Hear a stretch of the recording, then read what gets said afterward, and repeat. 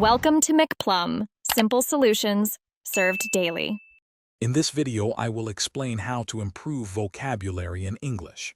To begin, immerse yourself in diverse reading materials, from novels to news articles, to naturally discover new words.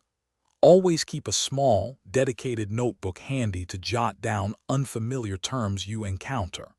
Crucially, focus on understanding words within their sentences and paragraphs, rather than just memorizing isolated definitions. This contextual learning approach significantly enhances your ability to recall and correctly use new vocabulary in your own communication. Next, let's explore some effective learning methods.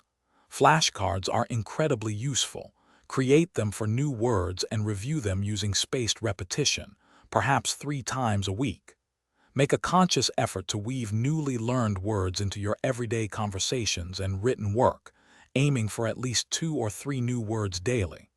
Additionally, delve into the origins and roots of words. Understanding common prefixes and suffixes can unlock the meaning of hundreds of related terms, expanding your vocabulary exponentially. Now,